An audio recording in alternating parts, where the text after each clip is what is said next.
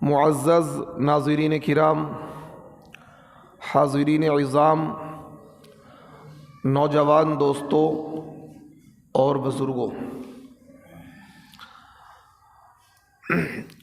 ابھی خطبے کے بعد جو میں نے حدیث پڑھی ہے، اس حدیث کا ترجمہ یہ ہے، اللہ کے نبی صلی اللہ علیہ وسلم نے یہ ارشاد فرمایا کہ جو شخص میری طرف جھوٹ کی نسبت کرے، جو شخص میری طرف جھوٹ کی نسبت کرے وہ اپنا ٹھکانہ جہنم میں بنا لے۔ اس کا مطلب یہ ہے کہ اگر کوئی شخص کوئی ایسی بات جو اللہ کے نبی صلی اللہ علیہ وسلم نے نہیں کہی ہے اور وہ بندہ وہ بات اللہ کے نبی صلی اللہ علیہ وسلم کی طرف منسوب کرتا ہے اور اس بات کو حدیث کہہ کر بیان کرتا ہے، تو اللہ کے نبی صلی اللہ علیہ وسلم نے اتنی سخت وعید ارشاد فرمائی ہے کہ وہ شخص اپنا ٹھکانہ جہنم میں بنا لے۔ سوال یہ پیدا ہوتا ہے کہ حدیث کسے کہتے ہیں؟ آج ایرا غیرہ نتھو خیرہ، ایرا غیرہ نتھو خیرہ، جسے کچھ بھی تمیز نہیں اور اسے کوئی سلیقہ نہیں، نہ بولنے کا، نہ اٹھنے کا، نہ بیٹھنے کا، نہ بنیادی اور بیسک مسائل کا علم نہیں ہے، لیکن وہ دھڑلے سے کھڑا ہوتا ہے اور وہ اللہ کے نبی صلی اللہ علیہ وسلم کی حدیث بیان کرتا ہے، اور اسے یہ بھی نہیں پتا کہ حدیث کہتے کسے ہیں، حدیث کی ڈیفینیشن کیا ہے، حدیث کی تعریف کیا ہے۔ وہ قرآن کی آیت کو حدیث کہہ دیتا ہے، وہ بزرگان دین کے واقعے کو حدیث کہہ دیتا ہے، تاریخ کے کسی جملے کو وہ حدیث کہہ دیتا ہے، بزرگان دین کے مقولے کو حدیث کہہ دیتا ہے۔ اسے اس بیچارے کو یہ پتہ ہی نہیں ہے کہ حدیث کسے کہتے ہیں، اور وہ دھڑلے سے کھڑے ہو کر حدیث بیان کرتا ہے، لوگوں کے درمیان بیٹھ کر حدیث بیان کرتا ہے۔ کیا حدیث اتنی گئی گزری چیز ہے کہ کوئی بھی بیان کر دے بغیر تحقیق کے، بغیر علم حاصل کیے؟ پہلے تو میں آپ کو حدیث کی تعریف بتاؤں گا، حدیث کہتے کسے ہیں، حدیث کی ڈیفینیشن کیا ہے۔ دیکھیے، محدثین نے حدیث کی یہ ڈیفینیشن کی ہے، اقوال رسول اللہ صلی اللہ علیہ وسلم و افعالہ، کہ اللہ کے نبی صلی اللہ علیہ وسلم کے قول، آپ کا کیا ہوا کام، اور آپ کے سامنے اگر کوئی کام کیا گیا اور آپ نے اس پر نکیر نہیں کری، وہ بھی حدیث ہے۔ یہ حدیث کی جامع تعریف ہے۔ اللہ کے نبی کا قول، جو اللہ کے نبی نے خود زبان سے ارشاد فرمایا کہ بھئی ایسا کرو، ایسا نہ کرو، یہ حدیث ہے۔ اللہ کے نبی کا فعل، آپ نے زبان سے تو نہیں کہا لیکن کر کے دکھایا، آپ نے کر کے دکھایا، کسی بھی کام کو وضو کر کے دکھایا، آپ نے مثال کے طور پر کوئی اور کام کر کے دکھایا، آپ نے کھانا کھا کے دکھایا، آپ نے پانی پی کر دکھایا، اور کوئی بیان کرتا ہے کہ میں نے اللہ کے نبی صلی اللہ علیہ وسلم کو اس طریقے سے پانی پیتے ہوئے دیکھا، تو یہ حدیث ہے۔ اور اسی طریقے سے کوئی کام اللہ کے نبی کے سامنے کیا گیا اور اللہ کے نبی صلی اللہ علیہ وسلم نے اس پر نکیر نہیں کری، منع نہیں کیا کہ ایسا مت کرو، تو وہ بھی حدیث ہے۔ یہ حدیث کی جامع تعریف ہے۔ اقوال، افعال اور آپ کی تقریرات، تقریرات کی مطلب جن پر آپ نے سکوت فرمایا، خاموشی اختیار کری، آپ کے سامنے کوئی کام کیا گیا اور آپ نے اس پر کسی بھی طرح کی نکیر نہیں کی، آپ نے منع نہیں کیا، وہ حدیث ہے۔ بات سمجھ میں آ گئی؟ حدیث کسے کہتے ہیں؟ حدیث کی ڈیفینیشن کیا ہے؟ اب آپ کسی کو بھی بتا سکتے ہیں حدیث تین چیزوں کا نام ہے، اللہ کے نبی کے قول، اللہ کے نبی کا، زور سے بولیں، اللہ کے نبی کا قول جو آپ نے زبان سے خود کہا ہے، آپ نے جیسا کہا صلو کما رأیتمونی اصلی، تم نماز پڑھو ویسی جیسا کہ میں نماز پڑھتا ہوں، جیسا کہ تم مجھے نماز پڑھتے ہوئے دیکھتے ہو اسی طریقے سے نماز پڑھو. تو یہ حدیث ہے. یہ کیا ہے؟ آپ نے اپنی زبان سے کہا ہے. اور اسی طریقے سے نبی علیہ الصلوۃ والسلام نے کوئی عمل کر کے دکھایا. صحابہ بیان کرتے ہیں کہ نبی علیہ الصلوۃ والسلام اس طریقے سے کھانا کھاتے تھے، اس طریقے سے کیا ہے پانی پیتے تھے. آپ کیا ہے بیٹھ کر پانی پیتے تھے. کوئی صحابی بیان کرتے ہیں تو اس میں زبان سے تو کچھ نہیں کہا اللہ کے نبی نے، لیکن صحابی بیان کر رہے ہیں کہ میں نے اللہ کے نبی صلی اللہ علیہ وسلم کو اس طریقے سے وضو کرتے ہوئے دیکھا، میں نے اس طریقے سے کھانا کھاتے ہوئے دیکھا، میں نے اس طریقے سے گفتگو کرتے ہوئے دیکھا. تو یہ کیا؟ یہ بھی حدیث ہے. یہ بھی حدیث ہے. ایک یہ ہے کہ صحابی کہتے ہیں کہ میں نے اللہ کے نبی صلی اللہ علیہ وسلم کے سامنے ایک ایسی بات کہی. کوئی بھی بات صحابی کہتے ہیں میں نے یہ بات اللہ کے نبی کے سامنے کہی اور اللہ کے نبی نے اس پر کوئی نکیر نہیں کری کہ ایسا مت کہو. اللہ کے نبی نے خاموشی اختیار کری. تو کیا ہے؟ وہ بھی حدیث ہے. وہ بھی حدیث ہے. تو حدیث کی ڈیفینیشن آپ کو پتہ لگ گئی. اللہ کے نبی کے قول، اللہ کے نبی کا فعل اور اللہ کے نبی کی خاموشی. ان کے سامنے کوئی کام کیا گیا ہو اور اس پر اللہ کے نبی نے خاموشی اختیار کری، اس کو کیا کہتے ہیں؟ حدیث کہتے ہیں. یہ حدیث کی ڈیفینیشن ہے.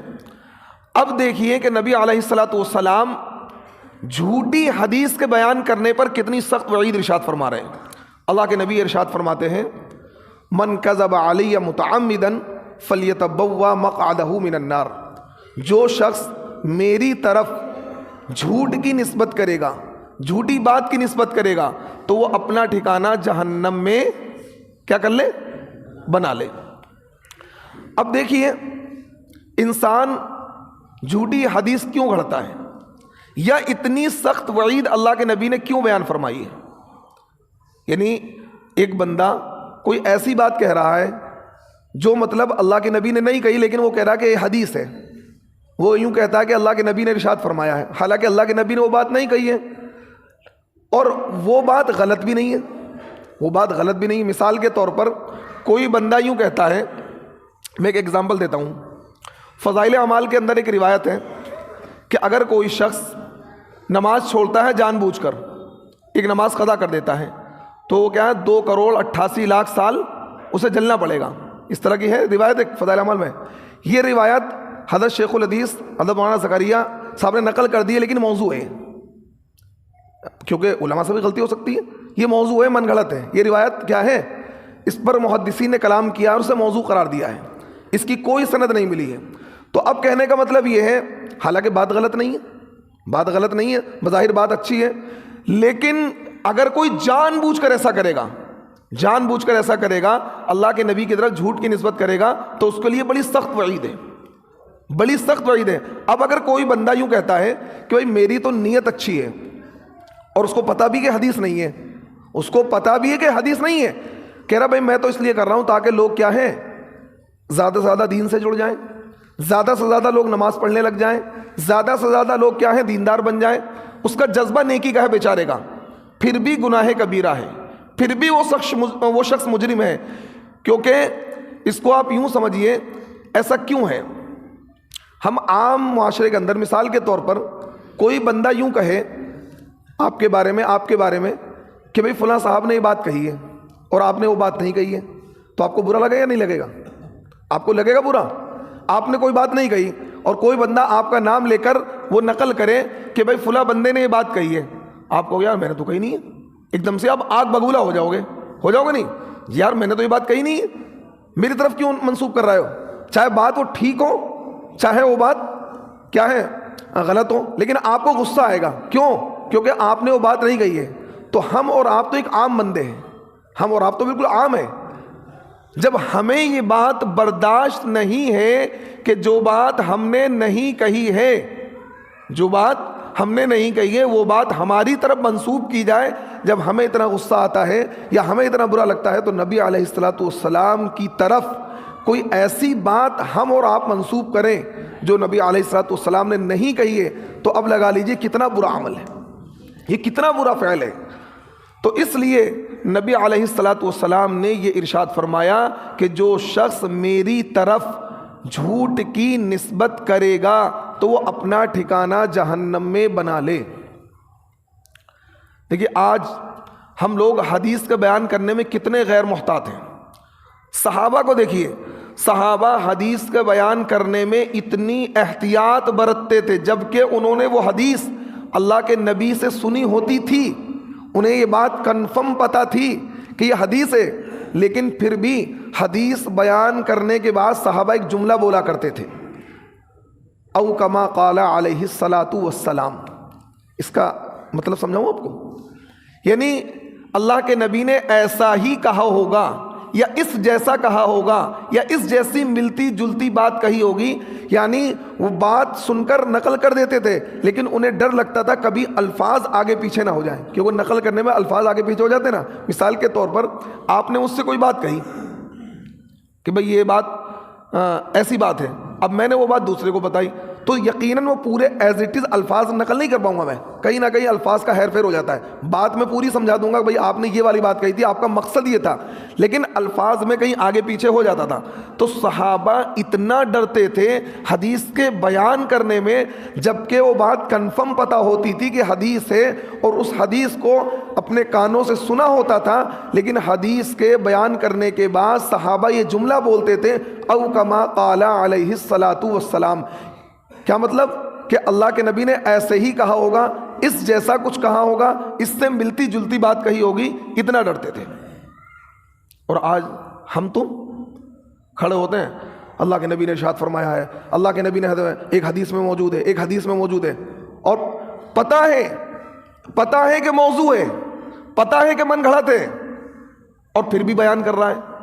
اور وہاں حدیث کا علم ہوتا تھا، حدیث کی معلومات ہوتی تھی، اور حدیث کو اللہ کے نبی سے سنا ہوتا تھا. اس کے باوجود وہ اتنے محتاط تھے کہ حدیث کے بیان کرنے کے بعد میں یہ جملہ ضرور بول دیتے تھے کہ کبھی کوئی پکڑ نہ ہو جائے، کوئی جملہ اگر آگے پیچھے ہوگا تو ہم بچ جائیں گے، کیونکہ ہم نے یہ کہا تھا کہ اللہ کے نبی نے ایسا ہی کچھ فرمایا تھا، اسی جیسی کوئی بات فرمائی تھی، اس سے ملتے جلتے الفاظ فرمائے تھے. یہ صحابہ بولتے تھے حدیث کے بیان کرنے کے بعد میں. یہ جب ہے کہ جب آپ کو حدیث کا علم ہو، جب یہ جملہ بولیں گے. آپ نے دیکھا ہوگا میں حدیث پڑھتا ہوں تو یہ لاسٹ میں بولتا ہوں کما قال علیہ الصلوۃ والسلام بولتا ہوں، دیکھا ہوگا آپ نے.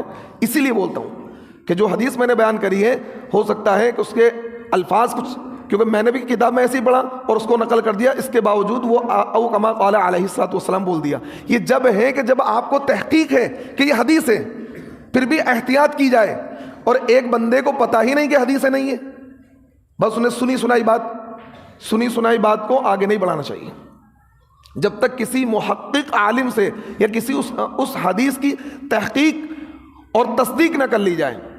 کیونکہ اللہ کے نبی صلی اللہ علیہ وسلم نے ارشاد فرمایا کہ اس شخص کے جھوٹا ہونے کے لیے بات کافی ہے کہ سنی سنائی بات کو بیان کر دے. اس شخص کے جھوٹا ہونے کے لیے صرف اتنی سی بات، کسی انسان کے جھوٹا ہونے کے لیے اتنی سی بات کافی ہے کہ سنی سنائی بات کو کیا کر دے، آگے بڑھا بیان کرنا شروع کر دے. کسی بھی انسان کے جھوٹا ہونے کے لیے اتنی سی بات کافی ہے کہ سنی سنائی بات کو آگے کہے بیان کرنا شروع کر دے. اب آپ صحابہ کا طرز عمل دیکھیے کہ حدیث کا علم ہے، حدیث اللہ کے نبی سے سنی ہے، پھر بھی احتیاط کے ساتھ حدیث بیان کر رہے ہیں. یہاں لوگوں کو بتا بھی دیا جاتا ہے کہ یہ روایت موضوع ہے، من گھڑت ہے، اس کا حدیث سے کوئی تعلق نہیں ہے، صرف اس بنیاد پر اس سے ہماری دکانداری ہلکی پڑ جائے گی اس کو بیان کرتے ہیں. ایک بندہ پوری زندگی تہجد پڑھتا رہے، پوری زندگی نماز پڑھتا رہے، پوری زندگی دین کی دعوت دیتا رہے، اور جان بوجھ کر اس کو بتا بھی دیا گیا کہ حدیث نہیں ہے، یہ موضوع ہے، من گھڑت ہے، اس کے باوجود اس حدیث کو بیان کر رہا ہے، تو میرے نبی کے فرمان کے مطابق جہنمی ہے وہ شخص. کیوں؟ جان بوجھ کر وہ جھوٹی حدیث بیان کر رہا ہے. آپ دیکھیے ذرا صحابہ کا طرز عمل دیکھیے. حضرت عبداللہ ابن مسعود صحابی رسول ہیں اور نبی علیہ الصلوۃ والسلام سے خاص قربت حاصل ہے، نبی کے ساتھ رہے ہیں، نبی کے شاگردوں میں سب اعلیٰ مقام حاصل انہیں، اور فقہ حنفی کی بنیاد عبداللہ ابن مسعود کی فقہ پر ہے. لیکن پتہ کیا کہتے ہیں؟ وہ کیا کہتے ہیں؟ وہ کہتے ہیں کہ اگر قرآن پاک کی ایک آیت میرے سامنے نہ ہوتی تو میں زندگی میں کوئی حدیث بیان نہیں کرتا، اتنا ڈر لگتا ہے حدیث بیان کرتے ہوئے. کون سی آیت؟ ان الذین یکتمون ما انزلنا من البینات والہدی، یعنی جو شخص، یعنی جو علم اللہ نے کسی کو دیا ہے اس علم کو چھپانا یہ بھی جرم ہے۔ قرآن پاک میں آیت ہے کہ جو چیز تم پر نازل کی گئی ہے اس کو کیا ہے بیان کر دو۔ قرآن پاک کی آیات میں علم کے چھپانے پر اللہ تعالیٰ کی طرف سے وعید آئی ہے۔ اگر اس وعید کا ڈر نہ ہوتا کہ علم کو چھپانا جرم ہے تو میں زندگی میں کبھی کوئی حدیث بیان نہیں کرتا۔ اللہ اکبر، اتنا ڈر۔ عبداللہ ابن مسعود جو صحابی رسول ہیں، جو نبی کے عاشق ہیں، جنہیں ہزاروں حدیثیں یاد ہیں، جن کا حافظہ مضبوط، جن کا تقوی مضبوط، جن کا کھانا پینا اچھا، جن کی ہر چیز کوالٹی والی ہے، اور ایک صحابی رسول کا مقام وہ ہے کہ پوری دنیا کے قطب، ابدال، محدث، مفکر، مدبر ایک پلڑے میں رکھ دیے جائیں اور ایک صحابی کو ایک پلڑے میں رکھ دیا جائے، وہ پوری دنیا کے قطب، ابدال، مفتی، محقق، مدقق، مفسر اس صحابی کا مقابلہ نہیں کر سکتے۔ وہ صحابی رسول کیا کہہ رہے ہیں کہ اگر مجھے اس بات کا ڈر نہ ہوتا کہ علم کو چھپانا اس پر اللہ کی طرف سے وعیدیں ہیں تو میں زندگی میں کبھی کوئی حدیث بیان نہیں کرتا۔ اتنا ڈر لگتا ہے کہ کبھی کوئی ایسی بات میری زبان سے نکل جائے جو حدیث نہ ہو اور میں حدیث کہہ کر بیان کر دوں، اتنا ڈر۔ اب ذرا ہم اپنے آپ کو دیکھیں، صحابی رسول عبداللہ بن مسعود جو ہزاروں حدیث کے حافظ ہیں، ہزاروں حدیث کے راوی ہیں، نبی کے صحبت یافتہ ہیں، نبی کے تربیت یافتہ ہیں، وہ کیا کہہ رہے ہیں؟ حدیث کے بیان کرتے ہوئے ڈر لگتا ہے۔ اگر مجھے اس بات کا ڈر نہ ہوتا کہ اللہ تعالیٰ کی طرف سے کیا ہے علم کے چھپانے پر پکڑ آ جاتی تو میں زندگی میں کبھی کوئی حدیث بیان نہیں کرتا۔ اور یہاں کھڑے ہو کے پیشاب کرنے والا، چہرے پہ داڑھی نہیں ہے، دین کا پتہ نہیں ہے، اردو پڑھنی آتی نہیں ہے، کھڑے ہو کے کیا ہے حدیث بیان کرتا ہے، کھڑے ہو کے حدیث بیان کرتا ہے۔ تو میرے دوستوں ذرا ڈرنے کی ضرورت ہے۔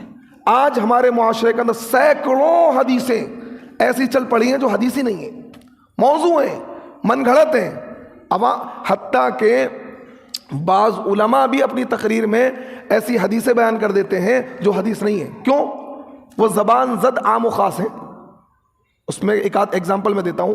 ایک آپ نے سنا ہوگا بڑھیا کا واقعہ، اس پر نعت بھی ہے کہ ایک بڑھیا تھی اور وہ کیا ہے مکے سے باہر جا رہی تھی، گٹھری اٹھا کر، اللہ کے نبی نے گٹھری کیا ہے اپنے کندھے پر رکھ لی، اور وہ وہ بہت برائی کر رہی تھی کہ محمد نامی ایک شخص ہے وہ جادوگر ہے۔ سنی ایک نعت، یہ کوئی روایت موجود نہیں، ایسا کوئی واقعہ سیرت کے اندر موجود نہیں، یہ من گھڑت ہے، موضوع ہے، لیکن کیا خوب بیان کیا جاتا ہے، خوب اس پر نعت سنی جاتی ہے، موضوع ہے۔ ایک واقعہ آپ نے اور سنا ہوگا کہ ایک صاحبہ اللہ کے نبی کے اوپر روزانہ کچڑا ڈالتی تھی۔ کیا ڈالتی تھی؟ کچڑا روزانہ ڈالتی تھی۔ ایک دن وہ بیمار پڑ گئی، اللہ کے نبی اس کی عیادت کے لیے گئے کہ بھائی آج میرے اوپر کچڑا نہیں ڈالا گیا، یہ بھی من گھڑت ہے، موضوع ہے، ایسا کوئی واقعہ کیا ہے کسی کتاب کے اندر موجود نہیں ہے۔